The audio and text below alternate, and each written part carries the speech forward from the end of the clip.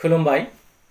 आं दिनैनि बे कन्टेन्टआव मोनसे गोनां कन्टेन्ट लानानै फैदों, जाय कन्टेन्टनि जोहै आङो नोंथांमोननो गावखौ फोथैना लानाया जेंनाखौ सुस्रांनायनि मोनसे लामा नामा, आरो बे जुदि जेंनाखौ सुफुंनायनि लामा नङा, अब्ला जोंनि फरायसा लाइमोन आरो गारजेनफ्रा मानो हरखाबै गाव गावखौनो फोथैना लायो।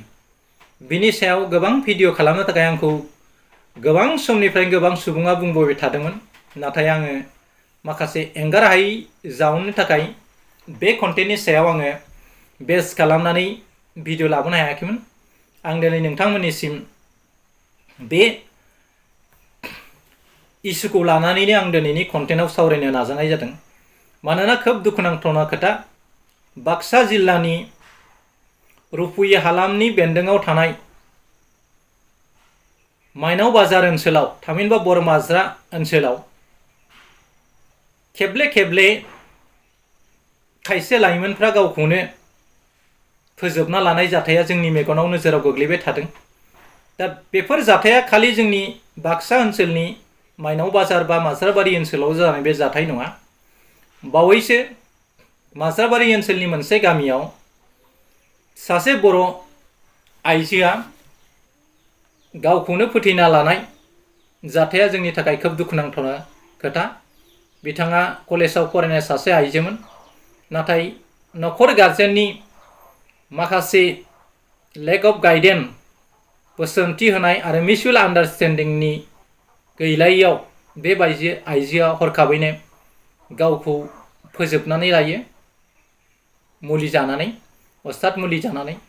आरो बे ओनसोलावनो सासे हाबा जाखानाय लाइमोना गावनि बिफाया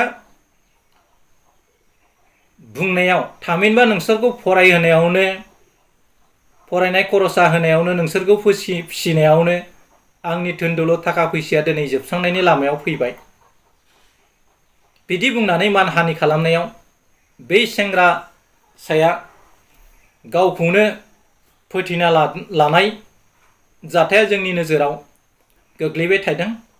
आरो बेफोरबायदिनो गोबां ओनसोलाव माखासे बर' लाइमोनफ्रा गावनि जिउखौ खेबले खेबले फोजोबना लाबाय थानाय जाथाया जोंनि बर' समाजाव साननि उनाव सान बांनायनिफ्राय बांगासिनो दङ। दा बेखौ नोजोर होनानै जोंनि गारजेनफ्रा खोब सामोलै गावनि गथ' गथायजों गावनि अननाय बा गावनि गाइडलाइनफोरखौ माबोरै थि खालामनांगोन, गथ'खौ खालि खांबाल' जानाय नङा, गथ'खौ जों माबादि मोजोमना अननांगोन, माबादि बोसोन होनांगोन, आरो गावनि गथ'खौ जों सासे मोजां नोगोरारि खालामनो नांगौब्ला बिमा बिफायाबो गथ'खौ खालि लेखा फरायसालियाव थाङोब्लानो, फैसा खरस होब्लानो बेनो जोबथा नङा, नाथाय गथ'खौ जोथोन लानांगोन। जेरैहाय नोङो न'खरनि बारि बागान, बिफां लाइफां बायदिसिनाखौ मोसौ मोसानिफ्राय रैखाथि मोननो थाखाय बेरा होयो आरो बे बिफांनि फिथाइनि फसलखौ जानो थाखाय नेनानै थायो। थिग बेबायदिनो जोंनि गथ'फ्राबो जोंनि जिउनि मोनसे आबाद, आरो जाय आबादनि फिथाइखौ जों मोनजानो नांगौब्ला बे गथ'खौ खोब केयारिं खालामनायजों लोगोसे, जोथोन लानायजों लोगोसे बे गथ'नो जोङो माखासे गियान आखल आखु सोनानै होनायनि गोनांथि दं। जुदि गथ'आ खालि लेखायावल' गोरों जायोब्ला जानाय नङा, मानोना लेखाया मोनसे काइन्ड अफ डिप्ल'मा। बे डिप्ल'माया खालि साख्रि बाख्रिनि थाखायल' गोनांथि जायो। बेनि अनगायै जोंनि संसार जानाय बिथिङाव बे जों फरायनाय BA MA matric pass, higher secondary, LLB फरायनाय, बायदिसिना फरायनाय बै डिप्ल'माफ्रा खालि साख्रि बाख्रिनि थाखायल' गोनांथि। नाथाय सासे मानसिया लेखा फरा रोङाब्लाबो बियो खोब गियानि जानो हायो। जों नुनो मोनो भारतनि गेदेर गेदेर सुबुंफ्रा बांद्राय लेखा गोरों नङामोन। सोरबाया आरो मास मोनसे मोननै लेखा फरायनानैनो सोरबा रेडिअ'खौ दिहुनदों, सोरबा कलमखौ दिहुनदों। बेफोरबायदिनो गोबां बैग्यानिकफोर जोंनि नोजोराव नुयो। सोलोंथाइयानो दि गावखौ दैदेननायनि बा गावखौ आखु गोनां दानायनि मोनसे बे हाथियार नङा, जायनि जाहोनाव गरेस्वरनि सासे लाइमोन, जाय लाइमोनखौ बर'नि आइजोफोरनि हाथरखि होननानै जों बुंनांगोन। जाय आइजोआ दुलाराय बर' फरायसाफोरनि खुंनाय गोजौ मानदान्दा थानाय बान्था मोननो हानाय सासे आइजो अजन्ता बर' बादि लेखा गोरों आइजो, आरो बिनि सिगाङावबो गुवाहाटी इउनिभार्सिटियाव फरायनाय सासे आइजोआ गावखौनो गावनि रुमाव फोजोबना लानाय जाथाया जोंनि नोजोराव गोलैदों। दा जों साननानै नायनांगोन, जोंनि मानसिफ्रा खालि गथ'खौ लेखा फरायनायावल' थुलुंगा होयो, नाथाय बे गथ'आ माबा मोनसे एक्सिडेन्ट जायोब्ला गावखौनो दबथायनो हाया, सेल्फ कन्ट्रल गैया, आरो माबोरै गावखौ सेल्फ कन्ट्रल खालामनो हायो। जोंनि जिउआ मोनसे नायजाब बादि, जोंनि जिउआव गोबां जाथाय बिजाथायजों जों गोग्लैनो गोनां जायो, सौदावनो गोनां जायो। मालाबा जों मावथावै जाथायखौबो मावफ्लांनानै जोङो सहायनो हायै दुखु दाहा मोननो गोनां जायो। दा बेफोरबादि दुखु दाहा खस्थ'खौ सहायनो हायियावनो आरो खायसे खोथाफोरखौ जोंनि लाइमोनफ्रा बिमा बिफा आरो गोरों मानसिफोरजों शेयार खालामैनि जाहोनाव खायसेया गावनि खोथाखौ गोसो सिङावनो फिसिबाय थानानै जायखौ एक्सप्रेसन खालामोब्ला सोरबा गोरों मानसिया बा मोजां आखुनि मानसिफ्रा बुंगौमोन। दा बेफोरबायदि गाइडलाइन लायैनि जाहोनाव माखासे जोंनि फरायसा लाइमोनफ्रा सोरबाया थाखा फैसानि थाखाय, सोरबाया मोजां साख्रि बाख्रि मोनैनि थाखाय, सोरबाया बिमा बिफाजों खेसेव खेसेव रायजानायनि जाहोनाव गावनि जिउखौनो सोरबा फासि नांनानै थैनाय, सोरबा मुलि जानानै थैनाय, बेफोरबायदि जाथाया जोंनि समाजाव जाफ्लेबाय थादों। दा बेफोरबायदि जाथाया जोंनि रुफुय ओनसोलनि माइनाव बाजार ओनसोलाव जानायाव आं खोब दुखु मोनदों। जाहाथे नैथि बेफोरबायदि जाथाया जोंनि ओनसोलाव जाया, आरो गार्जेनफ्रा खोब सिनसियारिटि जानायनि गोनांथि दङ। गथ'फोरखौ नोंथांमोना न'आवनो काउन्सिलिं खालामनायनि गोनांथि दङ। जोंनि जिउआ मोनसे दुखु आरो सुखुनि आबादथिलि। जोंनि जिउआ जुदि सुखु आरो दुखुनि मोनसे आबादथिलिब्ला, बे आबादथिलियाव मालाबा जों सुखुनि आबाद मावगोन, मालाबा जों दुखुनि आबाद मावगोन, नाथाय मोनफ्रोमबो जिउनि आगानावनो जों सुखुनि आबादखौ मोनबाय थाया बा मावनो हाया, बा सुखुनि आबादा फिथाइ थायबाय थानाय नङा।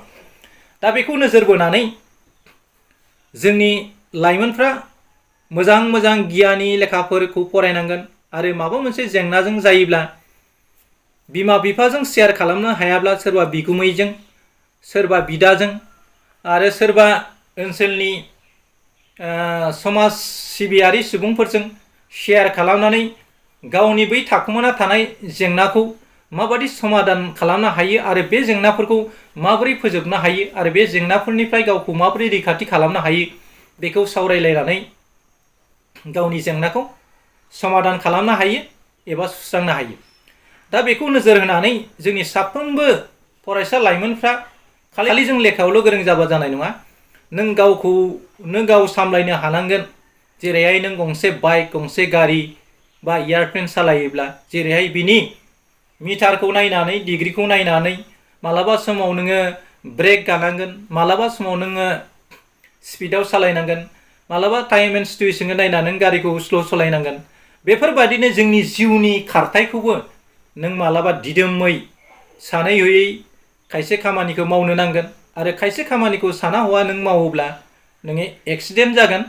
एक्सिडेन्ट जायोबा नोंनि जिउनि जि सुखुनि आबादथिलि खालामनो नोंथाङा बिमा बिफाया नोंखौ फरायहोदों, सासे मोजां मानसि जाथों, सासे IAS अफिसार जाथों, सासे मोजां लेक्सारार जाथों, सासे मोजां खन्थाइगिरि जाथों, सासे मोजां समाज सिबियारि जाथों, सासे मोजां देंखोगिरि जाथों, बायदि बायदि बिफानाव गाव गावनि गथ' गथायफोरखौ जोंनि बिमा बिफाफ्रा गोरों गोरा जाजानो बयबो लुबैयो। दा बे बिथिंखौ नोजोर होनानै साफ्रोमबो मानसियानो सानो everybody want to become indifference in their life. साफ्रोमबो सुबुङानो गावखौ गुबुन रोखोमै समाजाव गायसननो लुबैयो, बा गावखौ गुबुन रोखोमै इन्डिफारेन्स खालामनानै गावखौ सामलायलांनो नाजानायावनो सोरबा मोजां जायो, सोरबाया गाज्रि जायो, सोरबाया बयनिबो साबसिन आरो बयनिबो खर' थिखिनियाव थानानै मोनसे समाजनि हाथरखि जानानै गावनि मुंखौ गायसनलांनो हायो। दा बे बिथिङाव आं जोंनि फरायसा लाइमोनफोर आरो जोंनि गार्जेनफोरखौ खावलायनो लुबैयो, जाहाथे जोंनि जाखांफुनाय लाइमोनफ्रा फिसा बिला जाथायफ्रावखौ बेस खालामनानै गावखौ बांद्राय डिमरेलाइज थामहिनबा डिप्रेस खालामद्रायनानै गावनि जिउखौ फोजोबना लानाया बेयो मोनसे समाधाननि लामा नङा। नोंथांनि जोनोमा थैनायनि थाखाय नङा। थैनाया बयनिबो जिउआव सानसे फैयो, बेयो नंगौ। नाथाय थैनायनि आगोलाव नों गावखौ फोजोबना लानाया बेयो मोनसे गोहो गोलोन्दांनि खामानि। आरो मानसि महरै नोंहा साननो हनो मावनो दांनो आखाइ आथिं मेगन गन्थं गासैबो इसोरा नोंनो हरजोबदों। बे साननो हानाय गोहोजों लोगोसे गासै जिरादफोरखौ नोंथांनो हरदों। बबेबा मोनसे मुवाखौ मोजाङै नायनानै नायबिजिरनो थाखाय मेगन हरदों आरो मोजाङै खोनासंनो थाखाय जोंनो खोमा हरदों आरो बबेबा मोनसे खोथाफोरखौ मिथियाब्ला रोङाब्ला बेखौ सोंनानै बा बुजिनानै बा सावरायनानै मिथिनो थाखाय जोंनो खुगा हरदों, बिबेक हरदों, जोंनो साननो हनो खर' मेलेम आखाइ आथिं हरदों जोंनो मावनो दांनो। दा बेफोर गासै जोंनि सोलेरनि अंगफोरखौ जों मोजां रोखोमै जुदि सामलायनानै नों बाहायोब्ला जिउआव मानसिया गोरोन्थि खालामनाया गिदिर नङा, नाथाय गोरोन्थिनिफ्राय नों गावखौ माबोरै फेंनानै लाबोनो हायो आरो नों गावखौ गेबें खालामनानै समाजाव माबोरै गावखौ एस्टाब्लिश खालामनो हायो बेखौसो नोजोर बोनानै दिनैनि लाइमोनफ्रा खामानि मावनांगोन। सोरबा सेंग्रानि महराव गोलैनानै बे सेंग्राया सोरबा गाव गोसो थोनाय सिगांनि आइजोखौ गारनानै फिन रुमालफोर बायदि गुबुन सासे सिख्लाखौ गोसो थोफिननायावनो नोंथाङा गोसो बायनानै बे सेंग्रानि थाखाय फासि नांनानै थैनांगौ, मुलि जानानै थैनांगौ बे नङा। थिग बिदिनो सेंग्राफ्राबो सोरबा सिख्लाजों गारजायोब्ला बा माबा मोनसे जाथाय जायोब्ला बा बिमा बिफाया रायोब्लानो दि नोङो थैनांगौ, मुलि जानांगौ, फासि नांना थैनांगौ बे खोथा जानो हायो नामा? होमब्ला नोंथाङा फासि नांनानै थैनायनि उनाव नोंथांनि जिउआ जुदि समाधान जायोब्ला दिनै जोंनि समाजाव मानो कर्ट कासारि बिजिरनो थाखाय दाय मावनायनि थाखाय मानो थाना लाबोदों सिखाव दाखायतखौ हमनो थाखाय? मानो कर्ट कसारियाव रोजा रोजा लाइमोनफ्रा उकिल लाइन फरायनानै बै दाय दोफोनफोरखौ फेंनो थाखाय मेजिस्ट्रेट जादों, लेयार जादों, एडभकेट जादों? थिग बिदिनो जोंनि समाजखौ बेंनो थाखाय जोंनि एडमिनिस्ट्रेटिभ लाइनाव गोबां बिथिङाव जोंखौ सामलायनो थाखाय बेफोरखौ बुंदों। दा जेरैहाय सासे डक्टरा सोरबा मानसिया आथिं आखाइ बायोबा, खर' मेलेमा गाज्रि जायोब्ला, मेगनफ्रा गाज्रि जायोब्ला, देहा सोलेरनि अंग माबाफोर दागो जायोब्ला, बेराम जायोब्ला बिथांमोना नायनानै फाहामो। अब्ला जोंनि जि गोरोन्थि मावनायनि जि खेंख्रा बिन्दो, बै गोरोन्थिफोरखौ जोंबो नैथि खेब सानफिननानै बेखौ मावनायनि उनाव जों सासे गेबें मानसि जाफिननो हायो नामा बेखौ नोजोर बोनानै नोंथांमोना बा फरायसा लाइमोनफ्रा खामानि मावनो नांगोन। नङाब्ला दिनै अजन्ता बर'मोन बादि सुपार टेलेन्टेड पार्सन जाय आइजोआ खेबनै इन्टारभिउ लिरदों, खेबनैयावबो बिथाङा मा साख्रि मोनदोंमोन, नाथाय एपइन्टमेन्ट फैयैनि आगोलाव बे आइजोआ मा सासे बर' लाइमोनजों बिहा फरायबाय थानाय समाव गोसो थोनाय दंमोन। बेखौ मोनो बे सेंग्राया गुबुन सासे सिख्लाखौ गोसो थोनायनि जेब्ला खोथाफ्रा गुमुराव बेरखांदोंमोन अब्ला बे बर'नि मादावनो बयनिख्रुइ साबसिन मार्क लानानै पास खालामनाय सासे बर' आइजोनि हाथरखि अजन्ता बर'आ दिनै गावखौनो फोजोबना लानाया मोनसे आब्रिनिसो बे सिनायथि जादों, जायखौ दुलाराय बर' फरायसा आफादनि साफ्रोमबो नेताफ्रा सेल्युट खालामोमोन। बिनि साननायखौ बर' साहित्य सभानिफ्राय लानानै गासै ओनसोलनि मानसिफ्रानो बिथां अजन्ता बर'खौ सिनायनो हायोमोन। नाथाय दिनै बिथांबादि आइजोआनो जोंनि फरायसा लाइमोनफोरनि मोनसे बिदिन्थिमोन, जाय बिदिन्थिनि बनजारा गाव हारसिङैनो फिसा मोनसे गोरोन्थिजों फेस जानानै बिथांनि साननायनि बनजारा स्रोब गोमोरलांबाय आरो न'खराव बिथांखौ हाजासे अननाय मोजां मोननायजों लोगोसे बे ओनसोलनि मानसिफ्रा मोनफ्रोमबो बिथिङावनो मिथिं दाथिङाव अजन्ता बर'खौ मोनसे नमुना हिसाबै बिदिन्थि हिसाबै लानानै गोबां लाइमोनफोरखौ गोरों गोरा खालामनायनि मोनसे ग्रेटेस्ट ड्रिम्स लानानै खामानि मावबोबाय थादोंमोन। बे आइजोनि जि थैनायनि जारिमिनखौ नोंथांमोना फेसबुक पेजनि जै मोनबाय आरो गोबां जोंनि इउटुबार लोगोफ्रा अजन्ता बर'आ मानो थैदोंमोन बिनि थार गुमुरखौ लाबोबाय। नोंगौ सोरबा सासेनो गोसोखौ होनानै फिन नैथि सुबुंनो गोसोखौ होनानै जोंनि लाइमोनफ्राबो दामाव हौवायानो जा बा हिनजावसायानो जा नों जायजों गोरोबदों बेजोंनो अराय सम जिउ जानायनि जुदि सिमां नुदोंब्ला सासेजोंनो मोजांमोन। मानोना नोङो हाजारजन सिख्ला हाजारजन सेंग्राखौ महर गोसाब्लाबो नों गासैखौबो नोङो जुलि लाजोबनो हाया, हाबा खालामनो हाया। जिउआव इसोरा नोंनो सासेल' हरदों बा सोरबाया बिसि थैनायनि उनाव हिनजाव गोदान लानायनि खोथाया बे गुबुन खोथा। नाथाय इसोरा नोंनोथ' हाजार हाजार हिनजाव हराखै, हाजार हाजार सिख्ला हराखै। नों जिउआव सासेल' सिख्लाखौ हाबा खालामनानै जिउआव रायजो जानो हागोन। थिग बिदिनो सिख्लाफ्राबो जिउआव नों गोबां सेंग्राखौ नि महर मुस्रियाव गोग्लैबाबोदि नोंदि गोबां सेंग्राजोंनो जुलि जानानै रायजो जानो हागोन बे खोथा नङा। बेनिखायनो खोब जोंनि बिबेकफोरखौ बाहायनानै जों खामानि मावनांगोन। नङाब्ला बर'बादि जाथिया ओरैबादि मोनसे टेलेन्ट जाथि, बेबादि टेलेन्टेड जाथिया दिनै बुहुम दरबाराव गावखौ गायसननो थाखाय नारा नाथा 52 बोसोर स्ट्रागल खालामनायनि जोहै BSc, BTC, BTR मोनबाय आरो आथिखालाव सेपारेट स्टेट अफ बड'सखौ मोनफुंनो थाखाय जोंनि जातिफ्रा स्ट्रागल खालामबाय दं। दिनै बर'फ्रा IAS, IPS, ACS एग्जामफोराव बा इउनियन पाब्लिक सार्भिस एग्जामफोराव गोसो होब्लानो जब्लानो पास जानाय ओरैबायदि टेलेन्टेड गथ' जोनोम जादों। दा बेफोरबादि टेलेन्टेड गथ'फोर बादि जोंनि जायगायाव जोनोम मोननाय माखासे टेलेन्टेड पार्सनफ्रा फिसा फिसा जाथायफोरखौ सोरबा सेंग्रानि महराव गोग्लैनानै सोरबा सिख्लानि महराव गोग्लैनानै बेफोरबायदि थैनायखौ आं साबजानाय मोना आरो बे जोंनि समाजनि थाखाय जौगानाय मोनसे बिदिन्थि जानो हाया। बेनिखायनो आं बिनानाव अजन्ता बर'नि थैनाय जाथायखौ लानानै खोब दुखु मोनदों। बेजों लोगोसे बावैसो जोंनि ओनसोलावबो सासे आइजो आरो सासे सेंग्राया नखरारि बायदि जेंनायाव गोग्लैनानै गाव गावखौनो फोजोबना लाबाय आरो बेफोरबायदि गावजों गाव गोरोन्थि बुजिलायनायखौ जाहाथे फेंनो हायो। नोंगौ जोंनि मानसिफ्रा आबादजों रायजो जाबोनाय मोनसे माहारि। जोंनि माहारियाव बांद्राय साख्रि आला गैया। आथिखालाव दासो जोंनि मानसिफ्रा गोरोंनिफ्राय गोरों साबसिननिफ्राय साबसिन जाबबाय दं। सोरबाया बिजनेस खालामनो सोलोंदों, सोरबाया दखान पाहार होनानै नखरखौ हौवायानो जा हिनजावानो जा मोजां रोखोमै दैदेननो नाजादों। जोंनि गेजेराव आरो हौवा हिनजाव आरो बिब' बिनानाव बिदा फंबायनि गेजेरावबो बुजिलायनानै बेफोर बिमा बिफा बाहायनाय, बिमा बिफा सोरजिनाय थाखा फैसाखौ दागा फारलायाव सुनानै बाहायनानै जों बाहायनायनिबो गोनांथि दं। आं स्पेसियेलि खोब नोजोर होनानै नायो।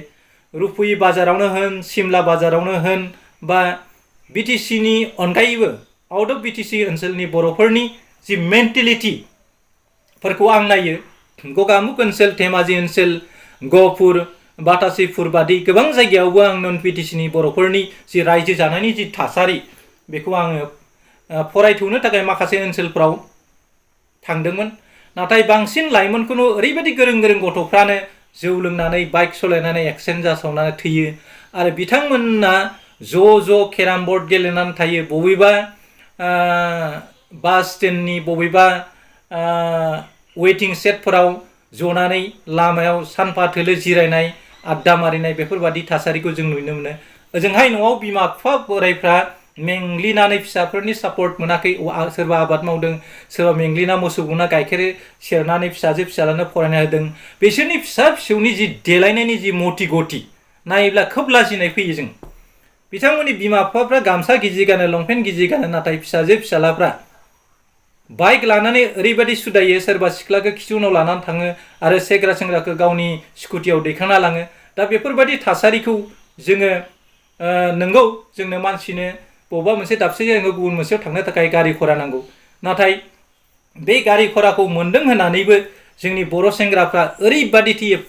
मोनफ्रोमबो जानुवारि दान, बैसागु आरो गिदिर फांसन जायोब्ला जिखि जाया जायगायावनो सानैनिफ्राय साथाम साब्रै फुजा बायदिसिना जाब्लाबो साथाम साब्रै सेंग्राया बाइक एक्सिडेन्ट जानानै थैनाय जोंनि बर' मानसिखौ फेसबुक पेजावनो होन बा बबेबा मोनसे ससियेल मिडियानि बबेबा मोनसे बिजोङावनो होन जों नुनो मोनो। अब्ला जोङो पुलिस मिलिटारिजोंबो गावजाना जोंनि मानसिया थैयो। गारि मथरजोंबो जों दादागिरि खालामनाय एक्सिडेन्ट जानानै थैयो। जोंनि मानसिया बिमा बिफाखौ जों एसे एला रायजाबाव फासि नांनानै थैयो, मुलि जानानै थैयो। अब्ला बे जाथिया माब्रै जौगागोन आरो बे जाथिया माब्रै मास्टार रेस जानानै बुहुमनि ग्लबनि बेन्दोङाव सारिगिदिं सिमायाव माबोरै गसंनानै गावखौ मोनसे गोख्रों जाथि माहारि होननानै दिन्थिनो। बेनिखायनो आं खावलायो फरायसा लाइमोन नोंथांमोनखौ, नोंथांमोना मोजां रोखोमै फराय, मोजां रोखोमै मोजां डिग्री लानानै मोजां साख्रि बाख्रि खालामनो नाजा। आथिखालावथ' IAS, IPS, ACS बा इउनियन पाब्लिक सार्भिस कमिसन बायदिसिना गोजौ बिफानावसो थाखा फैसा होआबासिनो जों खायसे साख्रिखौ मोननो थाङो। नाथाय आथिखालाव BA, MA, MSc गोबां डिग्री लानाय मानसिफ्रा अख्रां सानि हाथरखि बादि ब्रेव ब्रेव दंसै। नाथाय जोंनि जिउआव साख्रि बाख्रि लानायानो दि जोंनि जिउनि फरायनायनि गुदि थांखि बेखौ नोंथांमोना साननाङा। जोंनि साखाथियाव थानाय माखासे बिजनेसमेनफोरखौ जों नायोब्ला नुयो दे पान्जाबिफ्रा अल इन्डियायाव बिथांमोना गेरेज खालामो। बिथांमोना पान्जाबखौ गारनानै जोंनि आसाम, अरुणाचल, मेघालय आरो भारतनि दाब दाब जायगायाव बिथांमोना गिदिर गिदिर हटेल गायसननानै खामानि मावो। बिहारनिफ्राय फैनानै जोंनि ओनसोलाव लेब सिलाय खालामफैयो, नाफिद जाफैयो, लाख लाख थाखा जथायनानै लाङो। थिग बिदिनो जोंनि बर'फ्राबो बेफार बानिज्य खालामनो जों सोलोंनांगोन। जोंनो लेब सिलाय खालामनांगोन, जोंनो जुथा सुनांगोन, जोंनो खानाय सिननांगोन, जोंनो बिउटि पार्लारनि खामानिखौ मावनांगोन, जोंनो मेथाइनि देंखोगिरि जानांगोन, जोंनो दल हारमि बायदिसिनाखौ बानायनो सोलोंनांगोन। अब्लासो जों बिगोमा जाथि जानो हागोन। दा बेफोरखौ नोजोर होनानै जोंबो खामानिफोरखौ सेनानै जों माबायदि गावखौ एस्टाब्लिश खालामनो हायो बेखौ नोजोर नायनांगोन। खालि नोंथांमोना साख्रि बाख्रि मोनाबानो गावखौ फोजोबना लानाय बा बिमा बिफाफोरनि खेसेव खेसेव रायनायाव सहायनो हायै जानाय बेखौ नोंथांमोना मालाबाबो लाबोनो नाङा। जिउआ ओरैबायदि मोनसे चेलेन्जनि मोनसे सिनस्रि। जिउआ जुदि चेलेन्जनि मोनसे सिनस्रिबा नोङो सिनस्रिया थिग रोखोम थायोब्ला नों थोंगोरै गसंना थानो हायो।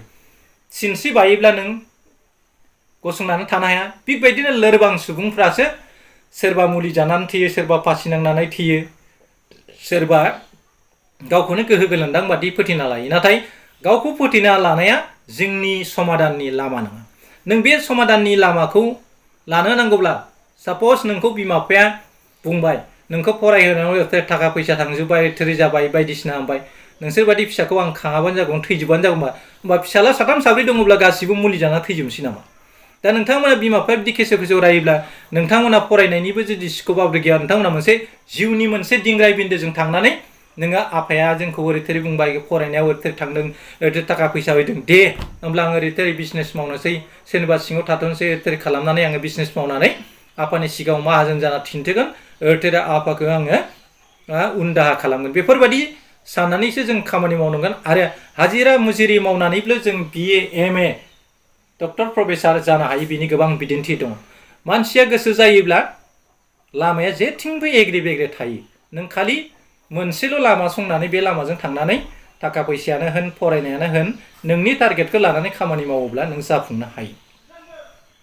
दा बेनिखायनो आं खावलायो जोंनि लाइमोनफोरखौ, दा बेफोरबादि फरायफुनाय गथ'आ हमना ला नोङो हायार सेकेन्डारि पास, नोङो टिउसन लानो हागोन। 1निफ्राय 10 थाखोनि गथ'खौ टिउसन लानानैबो नों फरायनो हागोन। दा बिमाफोरनि माइरं बायनायाव नोंबो सहाय खालामनो हागोन।